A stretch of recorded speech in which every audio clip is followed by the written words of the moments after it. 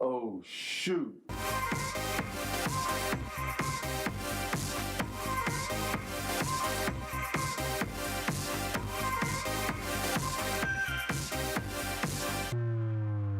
Hey, good morning, Christ Community Church. Welcome to Sunday Morning Live. And all of you who are out there and watching and listening and joining us for our online Sunday morning service, this is Sunday Morning Live. And we woke up to a beautiful 35-degree sunny morning, and hope you enjoy this next hour or so and enjoy the rest of this beautiful day as well. We have a lot going on today. We're going to be looking forward to an interview with a couple people. We're going to be looking forward to Kids Corner, some worship. We're going to have a testimony. We're going to have some teaching. And so hopefully you are going to see us today and be encouraged by what's going on here. You know, I woke up yesterday, I guess it was 2 days ago, woke up in the morning and it was sunny and I was really happy. And then for some reason I started thinking about all the different things that was going on, you know, with the coronavirus, and it started kind of headed downward in my attitude a little bit. And I walked out the front door, and I want to share with you that there was just this moment of exhilaration because I walked out and looked down in my front yard, over toward the edge of my yard, and I saw something that gave me a lot of hope. The flowers had come out of the ground. And then I stopped and I looked at that and I looked at how beautiful they were, because all of the flowers that I love are yellow. I just love yellow flowers. And there were those little yellow ones that were coming out of the ground. And I thought, wow, they came back. And then I listened, and there were more birds that morning than I can remember hearing all winter long. And we're in the beginning of the spring, and the birds came back, and everything was just telling me, almost a message from God saying, I am faithful. This is going to be okay. And guys, I just want to start this whole service by letting you know that God is faithful. He has this under control. And if you are home with extraneous circumstances, some difficult things you're experiencing, or you are feeling this sense of man, this uncertainty that's kind of on you, just know that God is there. He is near. And because of that, this too shall pass. God is faithful. So we're looking forward to a great morning today. And so to start things off, I wanted to share with you that we have a couple members of staff that we're going to interview today that I have appreciated throughout the last, with one of them many years and the other one just a few years. But Scott Allen is our care pastor, and he has done so much for us, you know, in terms of caring for us here at the church and caring for the community. And we also have Nathan, who's been on staff for about 3 years and has really done a lot with missions and with the Three Needs more focused. But I did an interview with them, but there was a meeting that I had with them on Zoom. We've had a lot of staff Zoom meetings. And when Nathan got on, I was like, hey, Nathan, are you at home? And look at this picture, because I'm looking at this and I'm like, did I hire that guy? And I'm thinking to myself, are you at home, Nathan? He said, yeah. I'm like, what's in the background? He says, hatchet targets. And I'm thinking to myself, man, is everything okay at home? More importantly, is your family okay? And anyways, aside from that, we had an interview because they're doing so much with care and with the Three Needs. Thought we'd give you an update. So this was an interview from yesterday. Check it out. We are here at Sunday Morning Live, and I'm so thankful to have two people on our staff that really do so much in our church, not only to meet the needs of people inside the church, but also to meet the needs of people outside the church. I am so thankful to have Scott Allen and Nathan Kiesler on staff with us. Scott is our care pastor, and Nathan does a whole lot with missions and is now kind of spearheading our whole vision when it comes to the Three Needs. Thanks for coming, Scott. Thanks for coming, Nathan. Hey, thanks for having us. Hey, you know, I would love you to kind of describe for me a little bit about what you've been doing with this whole vision behind Three Needs. When we say we have these big Three Needs, maybe you can just take a minute to describe those Three Needs. Yeah, well, as most people are aware, the Three Needs is mental health, family health, and habitual health. And that really has to do with the survey that we did. And what we decided to do from January up till now was to facilitate conversations with those that attend and members of Christ Community Church to really get them involved in every step of the way from thinking of outcomes to the strengths of Christ Community Church to some strategy points, action steps, so that each point along the way, everybody knows that we're doing this together. This isn't just a program, that this is really a movement forward for Christ Community Church. And we have 5 years to do it, to really make a difference in Westchester, of course, Chester County, according to the 3 needs that we see really affecting the people here. Man, that's really fantastic. I love the fact that we're involving as many people in the church as we can. And from my understanding, your database list of people who have been involved is 150 people. So it's not just like a meet, hey, who wants to help? And then, you get a dozen people that show up that really want to help. You've got 150 people from our church that actually are invested and involved and actually want to do something. And man, that's a blessing. That is so huge, man. Yeah. Scott and I have talked many times about this. It's because it is just needs that are really felt by our people, by the people in our community. It really hits you, not just from a mental place of, wow, this sounds like a good idea, but I know somebody affected by one of these at least, or more. Hey, Scott. Yep. So Nathan dragged you into this whole process, which I'm so thankful he did, because you have such a pulse on the needs of our community, because you head up a ministry on Monday nights here at the church called Celebrate Recovery. And man, that's exactly what you're doing. You're dealing with people's hurts, hang-ups, and habits. And man, there's a lot of people in a lot of pain. So it really is a good partnership that Nathan has invited you into this. What's your take on the climate right now of Christ Community Church and the 3 needs and their desire to help? That's a great question. Normally, I'm so excited to tell everybody about Celebrate Recovery and Grief Share and Divorce Care, the Conquer series, the betrayal group we have for women, care coaching, our meals ministry. But one of the things that's a common saying in Celebrate Recovery and in a lot of recovery ministries that's being challenged right now is recovery requires relationships. Recovery requires relationships. And yet it's hard to do that right now. So while I so appreciate the technology that we have available to us, even in our staff meetings in the morning when we pray through Zoom and I see everybody's faces and I hear their voices, it's awesome that we have that. But I got to be honest, I am missing seeing people face to face. And it's such an important part of any kind of recovery, even recovery from what our nation and our world's going through. And so how do we handle that? How do we go through this recovery when we can't effectively spend a lot of time with other people? And so I've been encouraging my groups, the men's ministry, the recovery groups, to at the very least, reach out and call somebody. It's such a simple thing. Pick up the phone. Billy, you've encouraged the staff to do this. I want to encourage everybody to do this. Try and call 3 people every day. Pick up the phone and call 3 people every day. Just say, hey, listen, I was thinking of you and wanted to make sure you're okay. Man, I've spent more time on the phone than I have, and I don't know when I can remember. But it really is a joy to be able to connect personally. How are you? How's your family? What things are you doing right now to keep yourself busy? And it really goes a long, long way. I mean, you can tell just immediately by people's voices and tones. Hey, that's great. Speaking of this whole coronavirus crisis that we are in right now, I believe that it's going to impact family health and the mental health and the habitual health in several ways. Can you guys speak to that? Maybe even some things to look out for or some suggestions.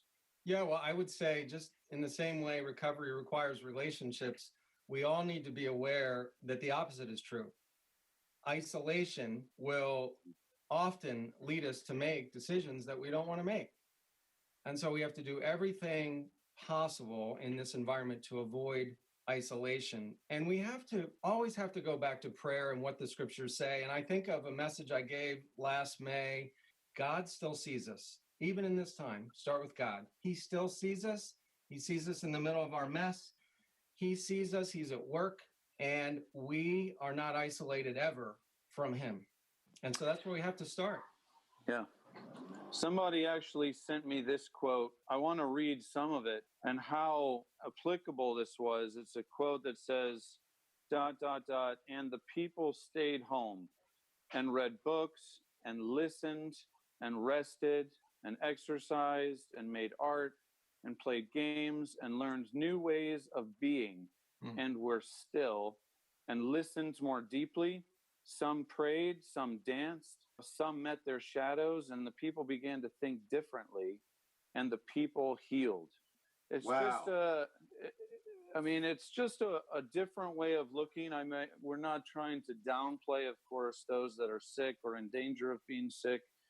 But for those that are now in quarantine and who are healthy, this can be an opportunity to think differently, to interact differently. I know I played board games for 2 hours the other evening with my kids, and we just laughed, we talked, and just shared an experience together that can bring about thankfulness and gratitude for the things that you do have.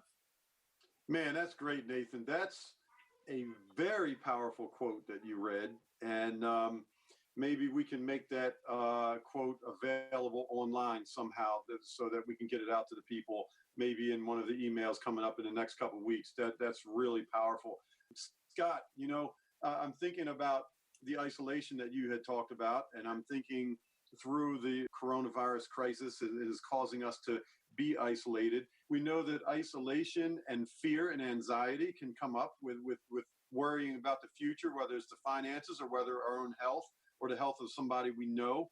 And that can be a mental health issue. And the habitual health, and boredom, you mentioned boredom. These are things that are real. Can you give us some words of encouragement? Yeah, I can tell you that we do have some groups that are meeting online, and that's a great place to start. For example, Divorce Care and Grief Share are finding ways to have their groups online, and you can use Zoom or Skype or FaceTime to make that happen. Certainly, as we said before, picking up the phone and calling somebody, and honestly, as we often say in Celebrate Recovery, just letting them know, hey, listen, can you pray for me? I am really struggling right now. That would be a great first step. Reading the scriptures, calling your sponsor if you have one, calling your accountability partner. The idea of getting outside and taking a walk. Yeah. And staying cooped up inside of a house for long, that's hard. We've got to get outside and we've got to get some exercise. We've got to take a walk. I need to be active. I was talking to somebody yesterday, and what a great idea. She said, I have to plan my day in the morning in a way that I never have before. I have to plan every moment. I also want to say, for those who are struggling with very practical needs, you can also send an email to care@visitccc.com, and I'll get that. We happen to live most of us in Chester County, and there are a lot of good resources available. I just wanted to remind you of two of them. One is chesco.org. You can go to chesco.org, and there's a lot of excellent community resources available. You can also call the phone number 211, like 911, but not 911, it's 211, and they will help you with some urgent needs. And so those are some practical Chester County resources that are also available. Yeah, thanks, Scott. And I want to reiterate something that you just said that I think is really important, that we are here to help. And if you're listening online right now and you're saying to yourself, I don't know where to turn, but I am feeling these things and it's really weird. I'm in a situation I've never been in before. Email care@visitccc.com. Scott will get that email and we will respond appropriately or send you to the right location or someone to talk to. Scott has care coaches. He's got a whole lot of resources that we can help you if you need anything. So please utilize us on that. And so, hey, Scott, hey, Nathan, thank you so much for all you're doing to care for our people at Christ Community Church and the people at large in the community. I really appreciate it. And thanks for being on Sunday Morning Live. Thank you. Thank you very much. Hey, kids, we are getting ready for your Kids Rock leaders to come on the screen. So if you're not gathered around the TV, gather around the screens or computers or televisions or whatever. And here is Sunday Morning Live's Kids Corner.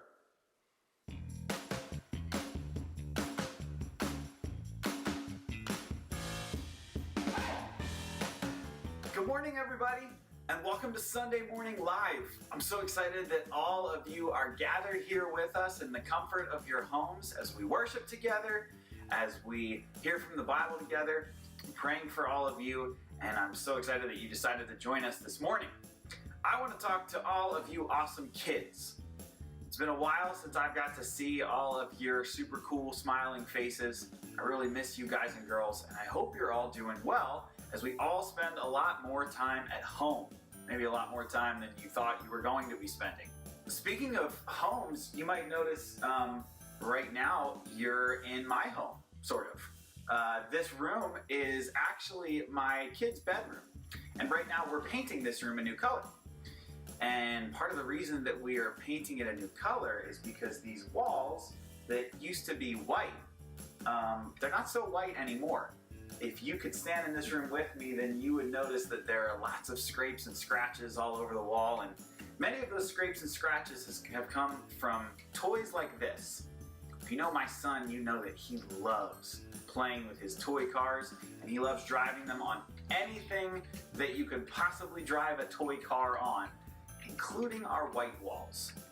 And I don't know how closely you can see this, but this car in particular has spent a lot of time on these walls. It's got paint all over the wheels, and what used to be solid black colored wheels, you know, a lot of that rubber or paint, whatever it is, that's now on the wall in this room. So we need to paint it.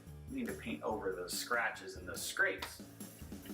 Now, the idea of painting over scratches and scrapes, that kind of reminds me a little bit of something that before we all said goodbye to each other a couple weeks ago, if you joined us on Sunday morning, specifically in KRW, then you know that we were talking about forgiveness. And we were talking about the idea of bearing with each other and forgiving just like Jesus forgave us. In fact, there's a verse in the book of Colossians that says that exactly, that we need to bear with each other and forgive each other just like Jesus forgave us. Jesus' forgiveness kind of reminds me a little bit of paint. And here's why. When I think about our lives, and I think about how the Bible says that all of us have sinned, all of us have made mistakes, that kind of reminds me a little bit of the spots on the wall where the paint chipped, or where the car was driven on the wall, and it left black spots, it left dirty marks, it left maybe even some breaks in the paint. But then I think of Jesus' forgiveness as like a paintbrush, getting ready to apply the fresh coat of paint. You see, whenever Jesus forgives us of our sins, and he's always ready to do that if we just ask, it's kind of like our lives are getting a fresh coat of paint. Jesus takes that sin that used to mark us as dirty and not the way that he made us to be, and he washes us clean just like a wall when it gets a new coat of paint on it. You know, that kind of reminds me of a story in the Bible about a guy named Naaman. Now, if you were here last week for Sunday Morning Live, you might remember I read a story from the Jesus Storybook Bible. I love the way that this version of the Bible tells some of the stories that we may have heard in other versions, but this story in particular about Naaman and about his servant girl has a lot to do with forgiveness. So listen up. A little servant girl and the proud general. Naaman was a very important man in a very important army of a very important country. So you see, he was very, very, very important. But Naaman was sick. He had leprosy, which is a nasty thing that stops you from feeling anything. And bits of you fall off without you even noticing, like bashed fingers and squished toes. It might sound a little funny, but it really wasn't. And Naaman certainly was not laughing. there was no cure, and it never went away. And in the end, it killed you. Naaman needed help. Now, there was a little slave girl who worked for Naaman, and she knew somebody who could help him. But there was a problem. Naaman was her enemy. Not long before, Naaman had led an army raid on her home in Israel. He had killed her whole family and then carried her off to Syria and made her into his slave. Every night she cried herself to sleep because she had lost everything. Why would she, of all the people, want to help Naaman? Didn't she hate him and want to hurt him back? Didn't she want to make him pay for the wrong that he had done? Well, that's what you would expect. But instead of hating him, she loved him. Instead of hurting him back, she forgave him. I want Naaman to get well, she said to her mistress. There's a man in Israel called Elisha who can heal him. Well, I'll go, said Naaman, loading up his wagons and putting on his flashing armor. But I'll go to the palace because that's where someone as important as me gets healed. So he hurried off to Israel and he went straight to the king. My healing, please, he announced. Well, I can do a lot of things, the king replied, but only God can heal. Just then a message from Elisha arrived. Send Naaman here, it read. So Naaman hurried off to Elisha's house. But Elisha didn't even come out to greet him. He just sent a servant instead. Doesn't Elisha realize who I am? Naaman thought.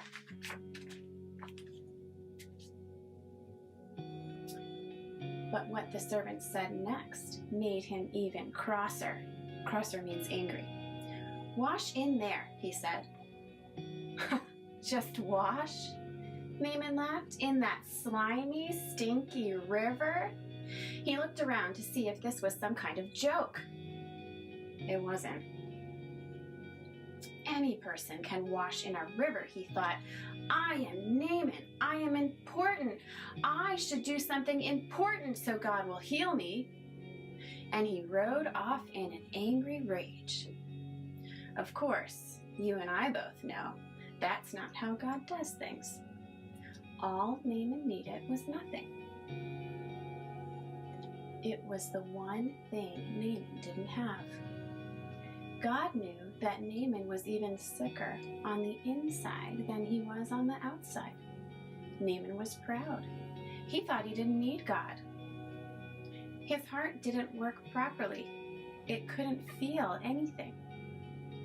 You see, Naaman had leprosy of his heart. God was not only going to heal Naaman's skin, he was going to heal his pride.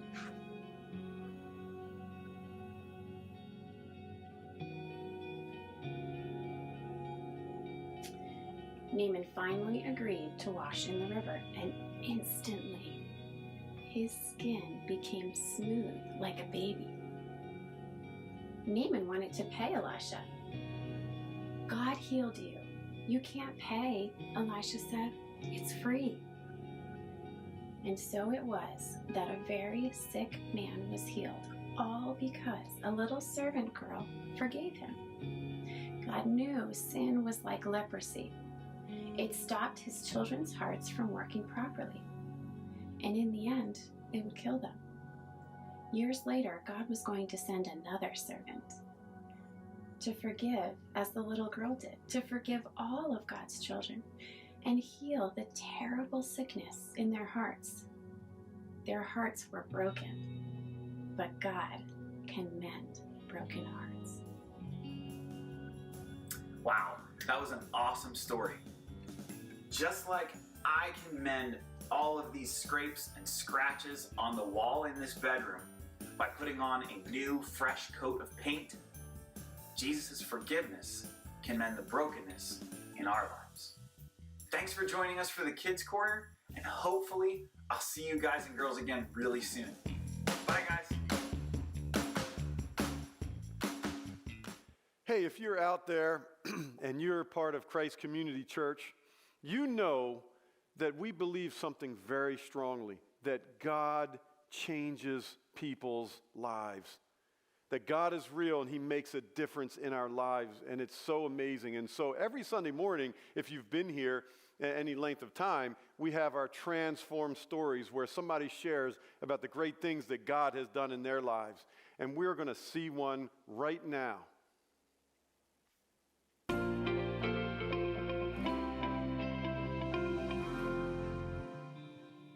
Hi, my name is Jessica. I've been coming to Christ Community for about 18 months, and I've been doing the Bible study here for about 4 years. Today, I am going to share my testimony with you. I grew up in the Catholic Church. I grew up going to Mass every Sunday. I got married in the Catholic Church. After we were married, we continued to go to Catholic Mass every Sunday, but we both felt like there was something missing. And then my good friend Amanda asked me to join Christ Community's Women's Bible Study. And I remember thinking, are Catholics allowed to go to a non-denominational Bible study? So I really struggled with that for a while, and I would just stare at my computer, really trying to register, but not really, pulling the trigger. And I finally did. And joining that Bible study was the best thing I ever did for myself and for my family. Because of that Bible study, I made Christian friends. My husband and I joined a small group, and eventually those friends kind of peer pressured us into coming to our first Christ Community service. I remember the exact date. It was October 14th, 2018, and I was shaking. I was so nervous. Billy actually that day had the entire congregation recite the Apostles' Creed. And if you're familiar with Catholicism, in Mass you recite the Apostles' Creed every Sunday.